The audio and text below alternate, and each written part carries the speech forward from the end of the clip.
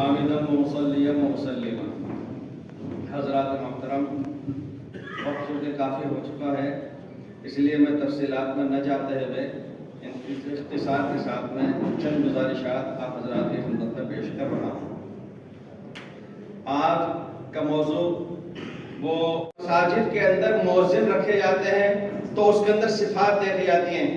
اس کا نشونما دیکھا جاتا ہے، اس کا بدن، اس کی صحت دیکھی جاتی ہے، یہ دریاں اور نندے اٹھا سکیں گے یا نہیں، یہ پردے لگا سکیں گے یا نہیں، اتنی مرتبہ صفائی کر سکیں گے یا نہیں، آدمی جوان ہٹا کٹا تگڑا موٹا سا ہے یا نہیں، یہ وغیرہ وغیرہ یہ سب باتیں دیکھی جاتی ہیں۔ اذان دینے کے لیے دیکھا جاتا ہے کہ اذان خوش الحان بھی ہے کہ نہیں، اس کی آواز کی بلندی کس مقدار کی ہے یا نہیں۔ جب یہ باتیں مؤذن میں دیکھی جاتی ہیں، امام رکھنے کے اندر بھی دیکھی جاتی ہیں کہ صاحب فلاں جہری نماز کا اندر آنا، ہم چیک کریں گے۔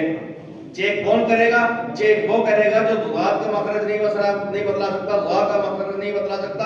چیک وہ کرے گا۔ یہی ہے کہ مقتدیوں کی اکثریت جس کو اچھا سمجھ لے گی اس کو چن لیا جائے گا۔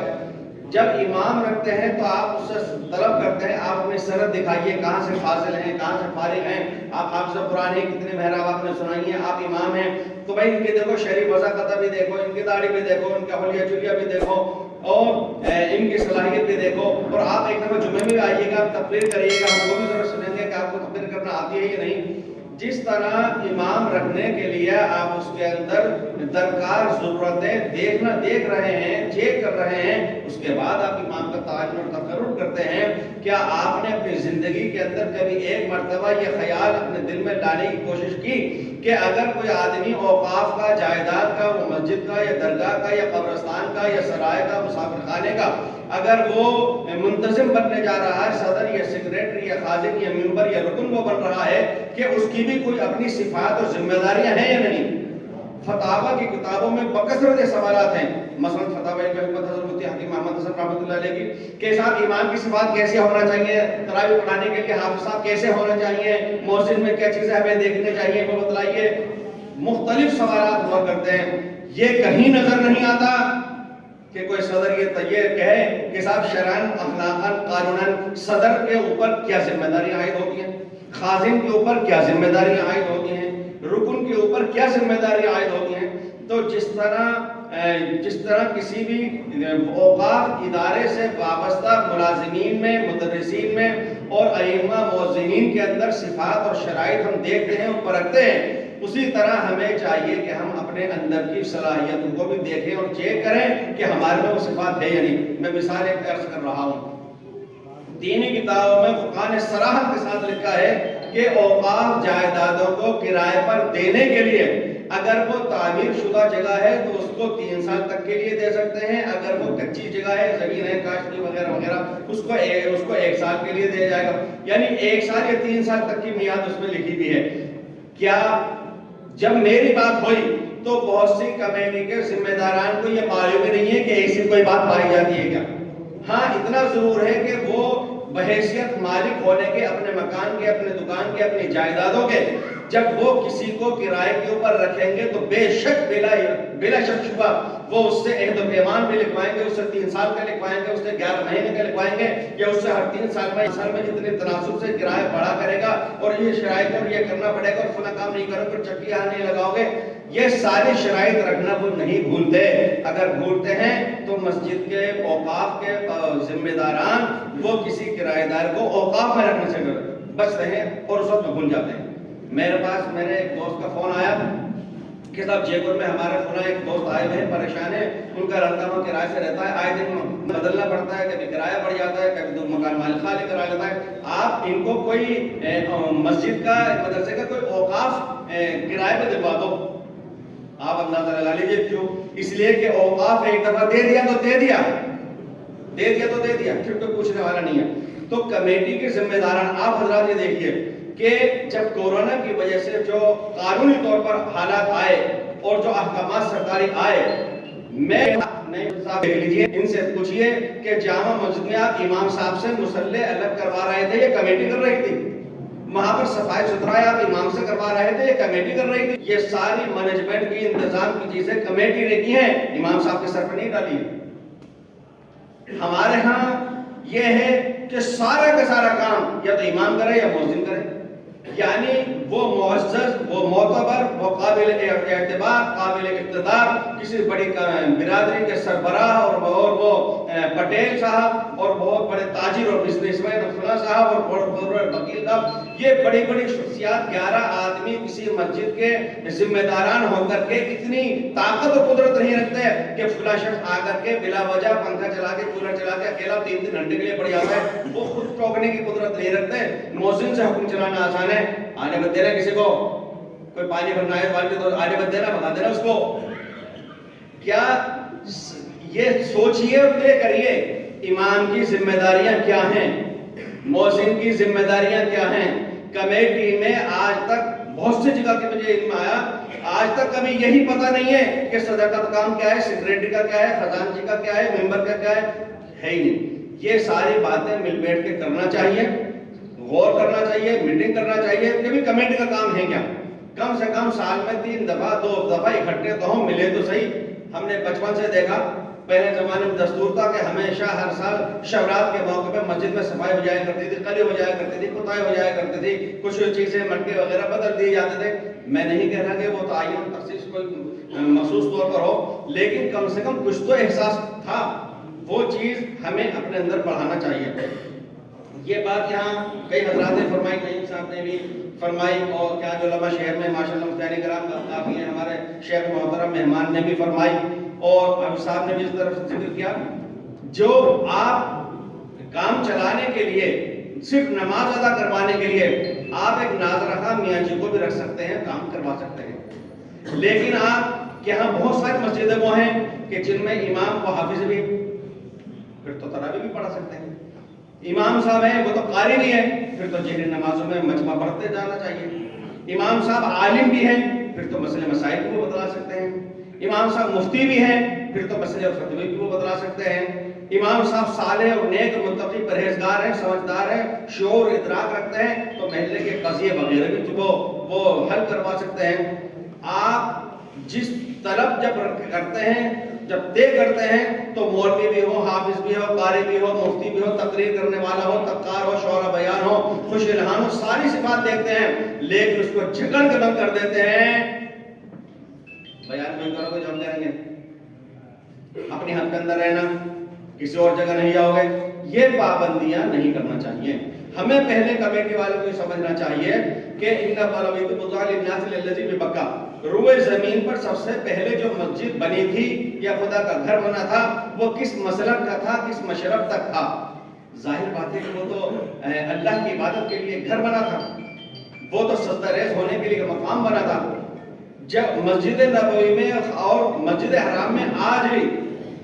کون سا مسلک والا جا رہا ہے، کون سا نہیں جا رہا؟ سبھی جا رہے ہیں، شانہ بشانہ کھڑے ہو کر کے نتو گانا ادا بھی کر رہے ہیں، طواف جب ہو رہا ہے تو سب کے سب مل کے ایک ساتھ کر رہے ہیں۔ تو اسی طرح سے مساجد کے ذمہ داران کو اول نمبر پر اسلام اور امت مسلمہ کو رکھنا چاہیے۔ ہم مسلمان ہیں، مسلمان کے حیثیت سے کوئی بھی ہماری مسجد میں آ کر کے نماز ادا کر سکتا ہے، اس کو منع نہیں کیا جائے، پھر چاہے وہ اپنے اعتماد سے جس طرح بھی نماز پڑھ رہا ہے، چاہے وہ انفرادی پڑھ رہا ہے، اجتماعی پڑھ رہا ہے، لیکن یعنی جماعت مسجد کی جو ہو رہی ہے اس میں شامل ہو کے پڑھ رہا ہے، یا الگ تھلگ اپنی بات میں یا پہلے آ کر پڑھ رہا ہے، اس کے اندر ہمیں نرمی کا پہلو رکھنا چاہیے، اس لیے کہ ہم مسجد کے خدمت گار ہیں، مسجد کے اوپر حاکم نہیں ہیں۔ یہ بات دیکھنے میں آئی بھی کورونا کے وقت میں بہت سے ائمہ نے اپنے دل کے ٹکڑے روئے،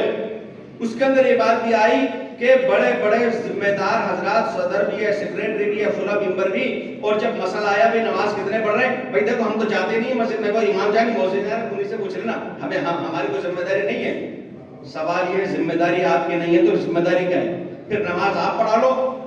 اور تقریر امام صاحب سے کروا لو، موزن سے کروا لو، یہ صفائی جو ہے یعنی ذمہ داری تو ہر ایک کی بنی ہوئی ہے۔ یقیناً 100% انتظامیہ کا مطلب یہ ہے کہ جو مینجمنٹ کرے، جو نظم کرے، نظام کو قائم رکھے، یہ فرض یقیناً کمیٹی ہی کا بنتا تھا، کمیٹی ہی کا بنتا ہے، انتظامیہ ہی کا بنتا ہے۔ میں نے عرض کیا مؤذن کی صفات، شرح وقائد میں مؤذن کی جو صفات لکھی ہیں، تو میں تو موجودہ دور میں جب اس کو پڑھتا ہوں تو حیرت ہے، اس میں یہ لکھا ہے مؤذن کو ہونا چاہیے جو ٹائم سے اس کو صبح قاصد ہو، اس کو صبح صادق دیکھ تمیز ہو، اس کو شفق عمر، شفق اس کے درمیان فرق معلوم ہو کہ مغرب کا وقت کب ہو رہا ہے، عشاء کا کب شروع ہو رہا ہے، وغیرہ وغیرہ۔ یہ اور کو جانتا ہو، مثل ثانی کو جانتا ہو، وہ زوال کو چیک کرنا جانتا ہو. میں یہ سوچا کہ امام مؤذن تو مؤذن بہت سارے حضرات ہیں وہ نہیں سکتے یہ چیز تو، لیکن جتنی مؤذن کے لیے ہیں صفات اور شرائط اس سے کئی بار امام کے ہیں. میں نے فتاوی عالیہ کے اندر ہے کہ اوقات جو ذمہ دار بنتے ہیں یا متولی بنتے ہیں ان کے تو بعض صفات وہ ہیں جو امام میں نہیں ہو تو چلے گا، مجھ میں نہ چلے گا، لیکن اس کے اندر تو ہونا ضروری ہے. کیا اوقاف کے مسئلے مؤذن نہیں ہیں تو بھی وہ مؤذن ہوتے ہیں، اگر اوقاف کے مسائل سے وابستہ نہیں ہیں پھر بھی وہ مسجد میں امام ہو سکتے ہیں، لیکن اوقاف کے مسائل سے وہ وقت کے ذمہ دار متولی کیسے ہوتے ہیں؟ یہ بات میں نے شروع میں عرض کر دی کہ مقصد ہرگز یہ نہیں ہے کہ تبدیلی لائی جائے، مقصد یہ ہے کہ جن حضرات میں اس کے اندر کچھ کمی ہو تو اس کو چاہیے، ان کو چاہیے کرنے کے لیے دور کرنے کی کوشش کریں. ایک بات مساجد کے تعلق سے ہم لوگوں کے ذہن و دماغ میں یہ بیٹھ گئی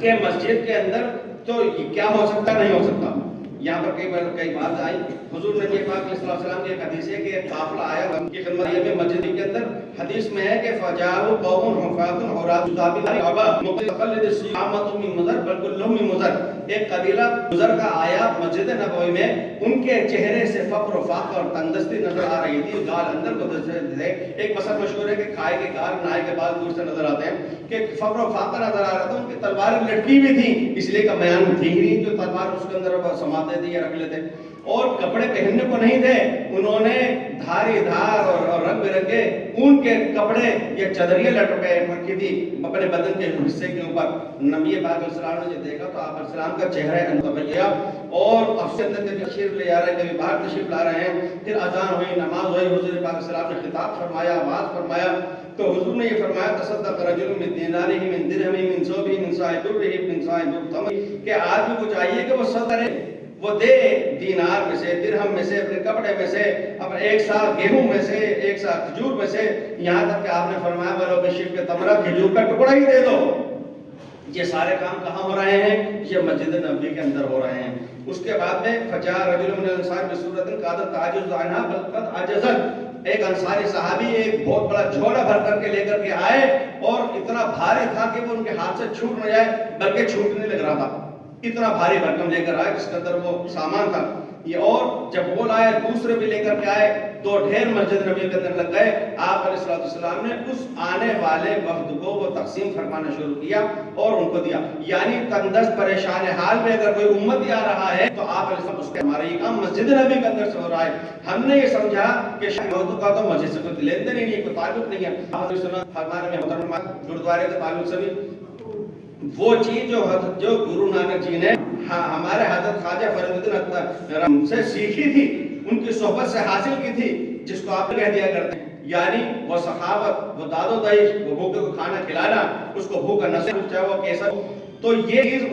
ہمارے بزرگوں سے لی اور اپنے یہاں آج اس کو باقی رکھا، قائم رکھا. ہم اس چیز کو بلا دیا. ہمارے یہاں ابھی ذکر آیا تھا 450 کے قریب مسجد. آپ کی نظر میں کوئی ایک مسجد صرف ایسی ہے کہ اگر شہر میں کوئی بھوک پیاسا ہو تو وہ اس مسجد میں چلا جائے اور اس کو 2 روٹی 2 منٹ. یہ جانے میرے بچا کہ پہلے زمانے میں کوئی بھی دیسی، کوئی سفیر، کوئی آ جاتا جن میں اور محلے کے لوگ دیکھ کے دیسی اجنبی آج مسجد میں آیا ہوا ہے، کوئی بھی تھوڑی 2 روٹی لا کے کرتا تھا، اگر نہیں ہوتا تھا تو چٹنی روٹی لا کے رکھ دیا کرتا تھا. آج میرے علم میں ہے، میرے ساتھ ہوا ہے رمضان کے بعد سفیر آئے، عزت تعلیم بھی ہے، یہاں بھی قرآن بھی ہے. وہ کہہ رہے ہیں کہ امام میری مرضی ہے کہ میں تندوری روٹی کھاتا، کوئی چپاتی کا نہ ہو جائے محلے میں سے کھانے سے دوستریا تو میں کس سے کہوں. تو آج ایسا ہے، اس طرف بھی ہمیں دھیان دینا چاہیے. مسجد کمیٹی دوسرے لے کے عورتیں اور مرد مسجد میں آپ کی آگے پیرانہ طور کے بدن مسجد ایک ساتھ وہ زور سے پہلے آ جاتے، باتوں میں عادت ہے 1 گھنٹے سے نماز جب سب چلے آتے سکون سے بیٹھ، جب فرض نماز کا سمجھتا ہے اور تو ان کا سانس بھر جاتا ہے. اتنی تیز آواز ہوتی ہے کہ میرے مسلم میں سجدہ بھی ہوتا ہوں تو وہ آواز مجھے خلل انداز ہے. تو وہ پیشہ ور لوگ مانگنے والے دوسرے محلوں سے وہ آپ کی مسجدوں میں آ کر کے بھیک مانگ کر کے لے آ رہے ہیں، روزانہ گوشت کھا رہے ہیں. ہو سکتا ہے کہ آپ کروڑ روپے موجود ہوتے ہو، کبھی گوشت کبھی سبزی کبھی دال سب کچھ کھاتے ہوں، لیکن وہ ایسے بھیک مانگنے ان کا تو یہ حال ہے. جبکہ حدیث کے اندر یہ ہے کہ بغیر کے جو لوگ اس طریقے سے مانگتے ہیں میدان محشر میں ان کے چہرے کے اوپر گوشت نہیں ہوگا اور ہڈیوں کا ڈھانچہ ہوگا. لیکن آپ کمیٹی آپ کی مسجد کے ایریے میں جتنے محلے آتے ہیں یا مکانات آتے ہیں اس کے اندر مکان ایسے ہوتے ہیں جہاں پر بیوہ یا کوئی یتیم یا کوئی ایسا عزت دار اپنے نفس بچائے میں بیٹھا ہوا ہے، اس کو کوئی دیکھ بھال کرنا. میری جانکاری میں یہ بات آئی کہ جوان کا طلب ہو گیا اپنی بیوی بچوں کے ساتھ, اور بوڑھی ماں اور اس کی ایک بیٹی جو ابھی نوجوان ہے, شادی کے قابل ہے, وہ الگ کمرے میں رہتے ہیں. 3 دن کا فاقہ ہو گیا. 3 دن کے بعد میں اب یہ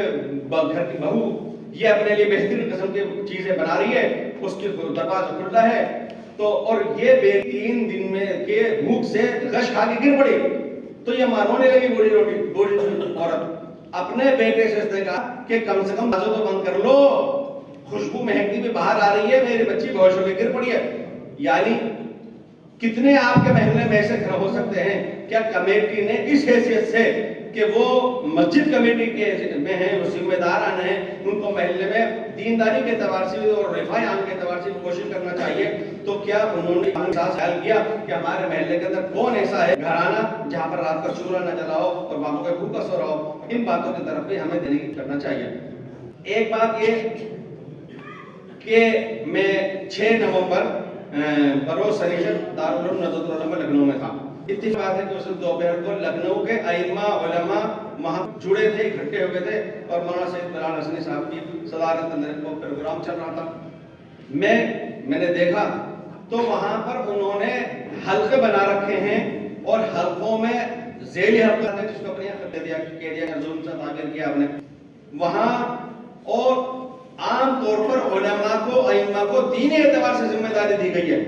وہاں اس بات کا اہتمام کیا جاتا ہے کہ ہر مسجد میں جمعے کے اندر کسی عالم فاضل کا مقررہ خطاب ہو, تقریر, اصلاح معاشرہ کو عنوان پر وہ عام طور پہ جو مقرر ہو مسجد کے دوسرا وہاں پر جب لوگ اپنی کارگزاری کر رہے تھے تو میرا جس کو کے اندر 10 قرآن کا اہتمام ہو رہا ہے. ندوۃ العلماء کے جو امام ہے ریاض, اس سے کہا کہ صاحب میں مغرب کبھی نہیں پڑھا پاتا, اس لیے کہ ہفتے 7 دن میرا کہیں نہ کہیں بدل کے درس قرآن ہوتا ہے. میں نے اندازہ لگایا جو کارگزاری وہاں آئی کہ وہاں لکھنؤ شہر میں 60 کے قریب وہ جگہ ہیں جہاں پر درس قرآن ہوتا ہے. اپنے شہر جے پور میں یہ ہے کہ کو کی خیریت اس کسی میں ہے کہ وہ مسجد میں تو کیسے کرتے ہیں کیسے قرآن کا درس, اور وہی مسجد تو چھپ کر کے بچ کے جس طریقے سے رسول اللہ پچھلے زمانے کے اندر دار ارقم کے اندر تعلیم و تربیت فرمایا کرتے تھے, اور صاحب کوئی دیکھ نہ لے اور آواز نہ ہو جائے اور ادھر دھیرے اور منظرات آ گیا قرآن فاضل مفتی سے آپ کو بھی اگر آئے تو اس کو بند کمرے میں کوٹری میں چھپ کر کے کرنا ہوگا. اس لیے میں نے ایک بات کہی کہ یہ ممکن ہے کہ جتنی بھی تنظیمیں ہیں, تحریکیں ہیں, انجمن ہیں, یونین ہیں, برادریاں ہیں, سماجی طور پر ہیں, لیکن امت مسلمہ کی حیثیت سے مسجد کو اپنی سطح ذہن کی دل دماغ کی کرنا پڑے گی. بھائی اجی مرحوم قاری معین صاحب رحمۃ اللہ علیہ, ان کا ایک جملہ مجھے یاد ہے, زیادہ سے برادری تک کی ہے, وہ اپنی برادری کی ترقی تک تو سوچ لے گا, اس سے اوپر سوچنے کی صلاحیت جے پور میں ہے ہی نہیں. تو امت مسلمہ کی حیثیت سے سوچنے کی کوشش کیجئے, ائمہ اکرام سے دینی رہنمائی لینے کی کوشش کیجئے. جو اعلانات جیسے کہ بہت سے مقام کے حالات ہوتے ہیں تو مسجد کے ذمہ داران میں سے کوئی اعلان ہے دروازے پہ لا کے گاڑی کھڑی کرتے ہوئے اتفاق کے بعد 12 بھی بھائی کسی امام صاحب سے امام صاحب کو کہیے ان کو کہو امام صاحب بیچارے نے بہت بڑا شیر ساتھ آتے تو تھائی وہ جے پور کے میزان جانتا نہیں ہوگا وہ امام مجھ سے خود کہا. امام صاحب نے بیچارے نماز کے بعد اعلان کر دیا کہ بھائیو دروازے پہ گاڑی کھڑی ہے, کریں نماز کو آنے میں تو پیچھے لگ گیا کہ میری ہی گاڑی لگنے پر آپ نے کیوں کہا. یہ اعلان کمیٹی کے کرنے کا تھا, یہ کرنے کا تھا. کل ہی کی بات ہے, میرے ایک مخلص دوست کے مسئلے ہیں, ان میں سے مسئلہ پوچھا کہ جمعے میں فلاں طرف سے ہو کر کے چھوٹے بچے آتے ہیں, بڑا شکوک کرتے ہیں, اب آج ان کی ہوتی ہے امام صاحب نے مایا کے ساتھ چھوٹے بچوں کو مت آنے دو. میں نے کہا امام صاحب نے کیوں منع کیا, یہ تو کمیٹی کو منع کرنا چاہیے تھا, یہ انتظام کا نہیں کمیٹی کے کرنے کا ہے. اس لیے کہ حضرات میں صاف صراحتاً یہ بات کہی سنن ابن کی حدیث ہے کہ اسلام نے ارشاد فرمایا کہ اپنی مسجدوں کو بچا کر کے رکھو ایسے چھوٹے بچوں سے جو شور شرابہ کرتے ہیں, پیشاب وشاب کرتے ہیں, احترام مسجد کے خلاف حرکت کرتے ہیں اور دیوانے پاس. لہٰذا کمیٹی کو چاہیے کہ وہ اپنی ذمہ داریوں کا احساس کرے. حافظ صاحب نے بھی ایک بات فرمائی کہ ائمہ حضرات سے پہلے بھی جمع کیا گیا ہے, یہ کوشش کی جائے گی ہمارے اور آپ کے جوڑنے میں آئے.